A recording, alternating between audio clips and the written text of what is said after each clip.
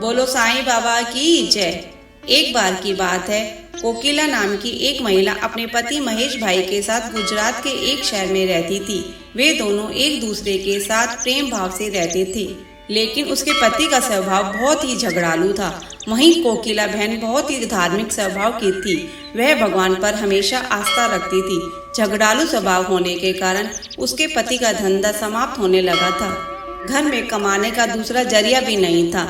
काम न होने के कारण कोकिला बहन का पति घर में दिन भर रहने लगा। इस दौरान उसके पति ने गलत राह पकड़ ली। खाली रहने के कारण उसका स्वभाव भी बहुत अधिक चिड़चिड़ा हो गया। एक दिन दोपहर में एक बुजुर्ग दरवाजे पर आकर खड़ा होकर कोकिला से दाल चावल मांगने लगा। शांत और धार्मिक स्वभाव होने के कारण कोकिला बहन ने चावल और दाल उस बुजुर्ग को देकर अपने दोनों हाथों से उन्हें नमस्कार किया। यह देखकर उस बुजुर्ग इंसान ने उसे साईं बाबा सुखी रखी कहा। यह सुनकर कोकिला बहन ने कहा, बाबा सुखी रहना मेरी किस्मत में शायद नहीं है। इसके बाद वह अपने सारे दुख दर्द उस बुजुर्ग आदमी को बताने लगी। यह सुनकर उस बुजुर्ग आदमी ने कोकिला को साईं बाबा का व्रत रखने को कहा।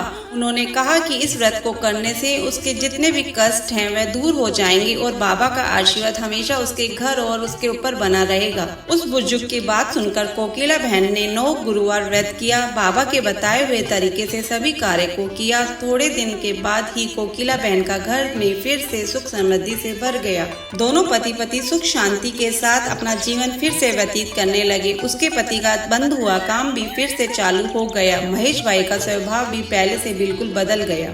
कुछ दिन बाद कोकिला बहन के जेठ जेठानी सूरत से आए और बात करने के दौरान उन्होंने अपने बच्चों के पढ़ाई लिखाई में ध्यान न देने की बात कही। उन्होंने बताया कि पढ़ाई लिखाई में ध्यान न देने के कारण बच्चे परीक्षा में सफल नहीं हो पा रहे हैं। यह सुनकर तब कोकिला बहन ने उन्हें 9 गुरुवार साईं बाबा का व्रत रखने को कहा और साथ में उनकी महिमा का बखान भी बताया।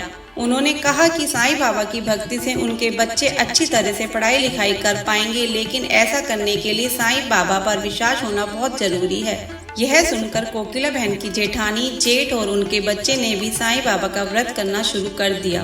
कुछ दिन बाद सूरत से उनकी जेठानी की खबर आई कि उनके बच्चे बहुत अच्छी तरह से पढ़ाई लिखाई करने लगे हैं। इस तरह साईं बाबा की महिमा से कोकिला बहन के साथ साथ उनकी जेठ जेठानी की भी समस्या दूर हो गई और वह खुशी खुशी अपना जीवन व्यतीत करने लगे। बोलो शिरडी वाले साईं बाबा की जय। ऐसी कथा और कहानियों के लिए हमारे चैनल को सब्सक्राइब करें। धन्यवाद।